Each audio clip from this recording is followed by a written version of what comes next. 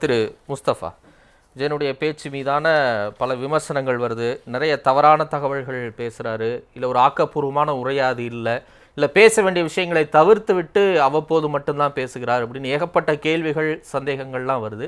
எப்படி புரிஞ்சுக்கலாம்? கேக்குதா சார்? பேசுங்க முஸ்தபா, கேக்குது.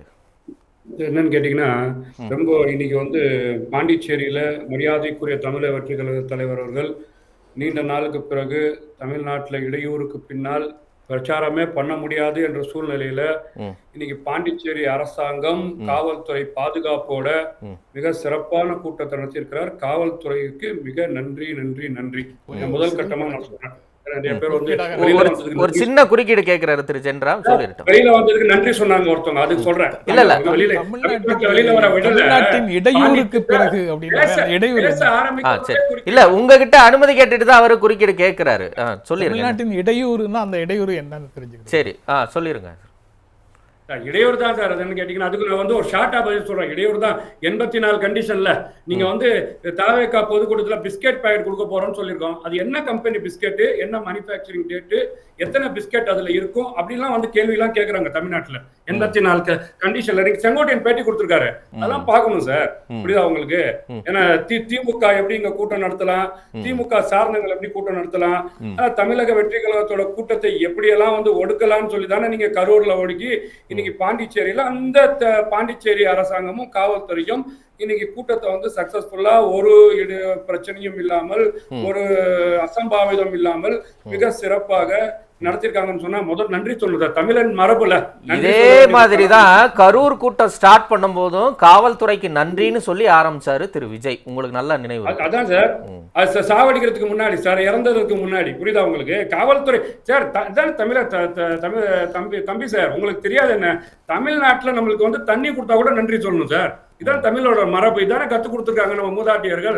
அன்னைக்கு காவல்துறை வந்து விஜய் அவர்கள் அந்த ஸ்பாட்டுக்கு கூப்பிட்டு வந்துட்டாங்க, வாங்க வாங்க வாங்க வாங்க வாங்க கூப்பிட்டு வந்துட்டாங்க. ஏன்னா கூப்பிட்டு நன்றின்னு சொல்லியிருக்கிறாரு. நீங்க கூப்பிட்டு வராம இருந்திருக்கணும். ஏன்னா காவல்துறை தானே அங்க இருக்கு, உளவுத்துறை தானே அங்க இருக்கு. இதெல்லாம் நீங்க கவனிக்கணும் தம்பி சார். புரியுதா உங்களுக்கு? அந்த மரபுல நன்றி சொல்லியிருக்காரு. இன்னைக்கு அந்த பாண்டிச்சேரிக்கு நன்றி சொல்லியிருக்கிறோம். இன்னொன்னு சார், நீங்க பாண்டிச்சேரி போயிட்டாரு, பாண்டிச்சேரியில போய் வந்து ஏன் திமுகவை விமர்சிக்கிறார் அப்படின்னு கேட்டீங்கன்னா, நான் கேட்கிறேன், திமுக இருந்து நீங்க வந்து பாத்தீங்கன்னா பாதுகாப்பா இருந்துக்கோங்க. காங்கிரஸை பார்த்து சொல்லிருப்பாரு ஒருவேளை, திமுக இருந்து நீங்க பாதுகாப்பு தேடிக்கோங்க, கூட்டணி அமைச்சிருக்கிறீங்க, உங்களோட தமிழ்நாட்டுல என்னென்ன பாடுபடுத்துறாங்க பாருங்க, என்னென்ன நடக்க அதான் சொல்லிருப்பாரான்னு தெரியலன்னு நினைச்சுக்கோங்களேன். முழுக்க சார் தமிழ்நாட்டிலையும் திமுக பாசிச ரீதியாக பாஜக வந்து எங்களுக்கு கொள்கை ரீதியான எதிரி, அரசியல் ரீதியான எதிரி திமுகன்னு சொல்லிட்டாங்க. இதுல வந்து பாத்தீங்கன்னா சார், பாசிசம் என்பது கிளீனா தெரிஞ்சு போச்சு. RSS, Sangh பரிவாரர்கள், Modi, RSS, Amit Shah போன்றவர்கள்லாம் பாசிசம். இதுல பாயாசம் ஒண்ணு சொன்னாரா இல்லையா? பாயாசத்துல நிறைய இருக்கு சார். பருப்பு பாயாசம், சேமியா பாயாசம், அடை பாயாசம். இந்த பாயாசம் கூட பாசிசத்துல ஊடுவி இருக்கு. நிறைய சாப்பிட்டு சுகர் வந்துடும். புரியுதா உங்களுக்கு? இந்த பாயாசத்தை பாசிசத்தோட ஒண்ணு சேர்ந்து இருக்கு. இதை ஏற்கக்கூடிய இடத்துல விஜய் இருக்கிறார்.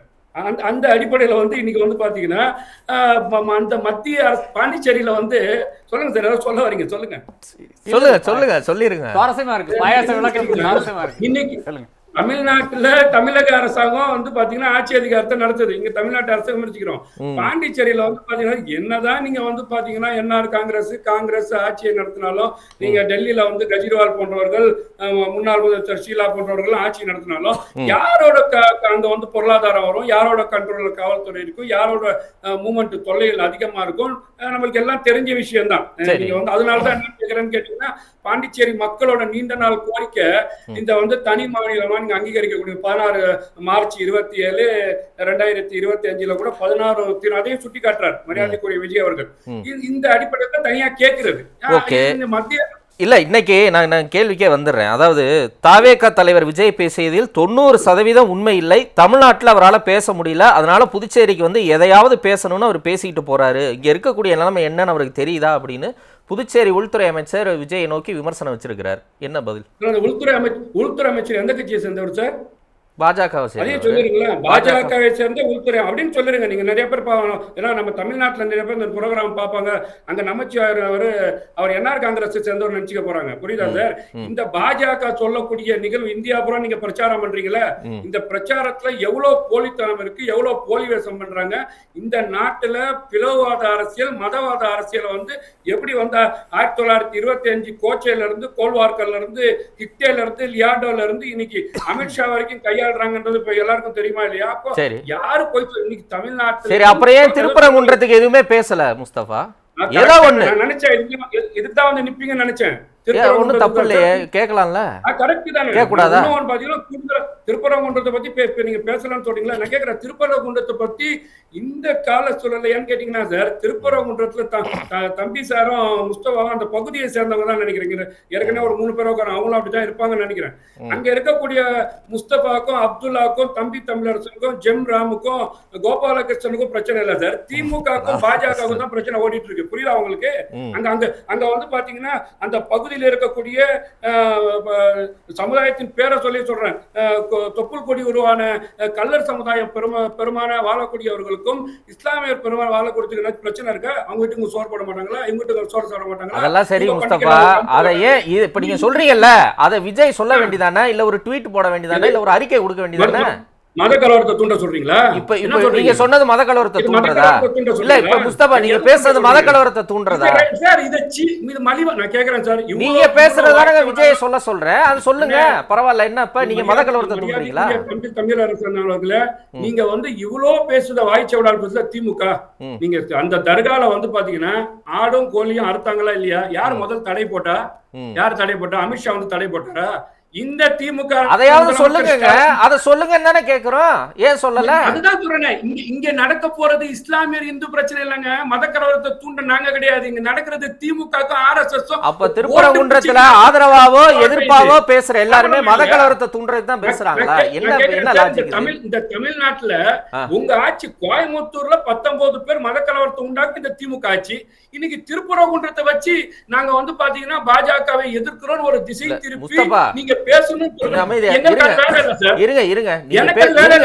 இருங்க, திருப்பரங்குன்றம் பற்றி ஏன் பேசவில்லை? மாமா மச்சான் தான், நாங்க பங்காளி தான். அதெல்லாம் தெரியுங்க, அதெல்லாம் தெரியாதா? முஸ்தபா முக ஸ்டாலின் அவர்களும் நீங்க நான் போட்டியா நீ போட்டியான்னு பிரச்சனை. இத திருப்பரங்குன்றம் பற்றி ஏன் பேசவில்லை, இல்ல குறைந்தபட்சம் ட்வீட் கூட போடலங்கிறதா என்னுடைய கேள்வி. அதுக்கு நேரடியா பதில் சொல்ல தேவை இல்லைன்ற. எதுக்கு நான் சொல்றேன் சார், இந்த திருப்பரங்குன்றம் விஷயத்துல முழுக்க தமிழ்நாட்டில் இருக்கக்கூடிய மக்கள், படித்த மக்கள், அறிவை சார்ந்த மக்கள், அனைத்து மக்களும் ஒன்றிணைந்த மக்கள் இன்னைக்கு தொடர்ச்சியாக அந்த பகுதியில் வாழக்கூடிய மக்கள் ரொம்ப தெளிவா இருக்கிறாங்க. நீங்க கன்னியாகுமரியில இருந்து நம்ம சென்னை வரைக்கும் மக்கள் தெளிவா இருக்காங்க. இது பாஜக இதே வேலைடா, திமுக இதே வேலைடான்னு சொல்றாங்க. இதுல மத கலவரத்தை இன்னைக்கு யாருக்கு பேசி யாருக்கு கலவரத்தை உண்டாக்கணும்? நீங்க யாருக்கு பேசி யாருக்கு கலவரத்தை உண்டாக்கணும்னு சொல்றீங்க? இதை நீங்க தடுக்க என்னங்க லாஜிக் இல்ல முஸ்தபா? இப்ப ஏதாவது கருத்து சொன்னா கலவரம் வந்துருமா? திருப்பரங்குன்றம்ல நடக்கிற விஷயம் பாஜக மோசமான நடவடிக்கை எடுக்குதா இல்லையா? நீங்க 144 தடை உத்தரவு போறீங்களா இல்லையா? கடந்த அத சொல்லுங்களேன், அத ட்வீட்ல சொல்லுங்க. அப்ப அத சொல்ல கூட உங்களுக்கு பயமா என்ன? நான் கேக்குறேன், திருப்பரங்குன்றத்துக்கு தீபத்தை ஏத்தணும்னு சொல்லி எவ்வளவு காலமா சொல்லிட்டு இருக்காங்க? எப்படி ஸ்டாலின் இப்ப நான் கடைசி வரைக்கும் என் கேள்விக்கு நீங்க பதில் சொல்ல மாட்டீங்க, அப்படிதானே? நான் கேக்குறேன் சார், நான் கேள்விக்கு பதில் சொல்லுங்க. உங்களுக்கு போறதுக்கு பயமா, இல்ல வேற ஏதாவது அரசியல் கணக்கா, இல்ல பிரியாரிட்டியா? எப்படி புரியல இல்ல இப்ப போறதுக்கு உங்களுக்கு அச்சமா, இல்ல வேற ஏதாவது கணக்கு இருக்கா, இல்ல பிரையாரிட்டி பார்த்து அப்புறமா போடலாம் நினைக்கிறீங்களா? திமுகவுக்கும் பாஜக ஓட்டு நாடகம் நடக்குது. நான் கேக்குறேன், இதுதான் சார் சொல்றேன். அதையாவது சொல்லுங்க சொல்றேன். எதுவுமே சொல்லாம அமைதியா இருக்கிறது எவ்வளவு பெரிய விஷயம். இந்த விஷயத்துல பாத்தீங்கன்னா இங்க இருக்கக்கூடிய இந்து மக்களையும் இங்க இருக்கக்கூடிய இஸ்லாமிய மக்களையும் திமுக ரச்சராஜா போன்றவர்களும் ரத்த ஆறு ஓடும் சொல்ல அமைதியா வேடிக்கை பார்த்து ட்விஸ்ட் பண்ணி நான் தான் இங்க மோடியில எதிர்க்கக்கூடிய ஜாம்பவானா இருக்கிறேன்னு சொல்லி காட்டுறாங்களே, ஓட்டு அறுவடைக்காக, ஓட்டு பிச்சைக்காக. அதுக்கான வேலை இல்ல சார் எங்க வேலை.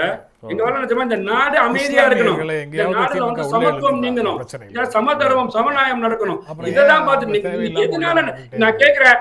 ஒரு முடிச்சிடுறேன் ராம் சார், நான் இந்த முருகன் இஷ்யூ, தீபம் இஷ்யூ இன்னைக்குதான் திமுக அரசாங்கத்தை ஏத்த போறேன்னு சொல்றாங்களா சார்? எவ்வளவு வருஷம் சொல்லிட்டு இருக்காங்க. ஏன் இப்ப பெருசா பூதாகரமாக்குறீங்க? இப்ப பூதாகரம் ஆகிறதுக்கு ஏன் திமுக அரசு இடம் கொடுக்குது? உங்க கட்டுப்பாடு இதுக்கும் அடுத்தவங்க காரணமா? உங்க கட்டுப்பாடு தானப்பா இருக்கு. நீங்க ஜெயலலிதா அம்மா காலத்துல அதே தான் நாங்க ஏத்த போறோம் தான் சொன்னாங்க. இதே தொடர்ச்சியா நடந்தது. அப்போ விடல, நீங்க ஏன் விட்டு வேடிக்கை பாக்குறீங்க? அப்ப என்ன நினைக்கிறாங்க தெரியுங்களா? பாத்தீங்களா பாய்மார்களே, பாத்தீங்களா கிறிஸ்தவமார்களே, உங்களுக்கு பாதுகாக்கக்கூடியவர் நான் மட்டும்தான், நான் தான் மோடி எதிர்க்கிறேன்னு சொல்லி சட்டையை தூக்கி காட்டுறீங்களா? இந்த நடிப்பு இந்த தமிழ்நாட்டு மக்களுக்கு புரியாதா? இதான் திமுக அரசாங்கம் செஞ்சுட்டு இருக்கு. நன்றி நன்றி முஸ்தபா. சார் என்னன்னு கேட்டீங்கன்னா, நான் இன்னொரு முடிச்சிடுறேன். கண்டிப்பா வந்து பாத்தீங்கன்னா இந்த திருப்பரங்குன்ற விஷயத்துல மக்கள் ரொம்ப தெளிவா இருக்கிறாங்க. நான் கேட்கிறேன், இவ்வளோ நீங்க வந்து பாத்தீங்கன்னா இந்த சாமிநாதன் இதுலதான் பிரச்சனை ஆரம்பிக்கும். கிடையவே கிடையாது சார். கடந்த காலத்துல ஆடு கோழி அறுப்பது தடை என்று சொல்லும் போது தமிழக அரசாங்கம் அதே ஸ்டேட்டஸ்கோ நீங்க மெயின்டைன் பண்ணுங்கன்னு சொல்லி தான் பிரச்சனையே வந்திருக்காரு. இது தொடர்ச்சியா நடந்துட்டு இருக்கு. எப்படி வந்து ஐசோஸ் பள்ளியாசல நாங்க புளிய விநாயகர் உருவம் எடுத்துட்டு போறாங்கன்னு சொல்லி இந்து முன்னணியும் இந்து மக்கள் கட்சியும் சொல்லுவாங்க. இதே மாதிரி சொல்லிட்டு இருக்காங்க. அந்த இடத்துல தமிழக அரசாங்கம் வந்து பாத்தீங்கன்னா சாஃப்ட் கார்னா பயன்படும். இன்னொன்னு சார், அதே திருப்பரங்குன்றத்துல பாஜக சார்ந்தவர்கள் முருகன் மாநாடு நடத்தினாங்க சார். இந்து மக்கள் எல்லாம் அங்க போய் உட்காந்துட்டாங்களா? அது கிடையாது சார். இந்து மக்களுக்கு பாஜக முருகரை தூக்குனா உடனே பாஜக தான் அவங்களுக்கு பாதுகாவலன் போறது கிடையாது. அவங்க முருகன் மாநாடு நடத்திட்டோம், விநாயகர் மாநாடு நடத்திட்டோம், வெங்கடாச்சலபதி மாநாடு நடத்திட்டோம். தமிழ்நாட்டு மக்கள் என்ன நினைப்பாங்க தெரியுமா? ரொம்ப தெளிவா இருக்கிறாங்க. பாஜக முருகரை வந்து அரசியல் செய்யுது, திமுக பாஜக எதிர்க்கிற மாதிரி அரசியல் செய்யுது. இவங்க ரெண்டு பேருமே நீங்க சொல்ற மாதிரி வந்து பாசிசம், இது வந்து சேமியா பாயாசம், அடை பாயாசம், எல்லா பாயாசமும் கலந்து இருக்குன்னு சொல்லி மக்கள் தெளிவா புரிஞ்சுக்குவாங்க.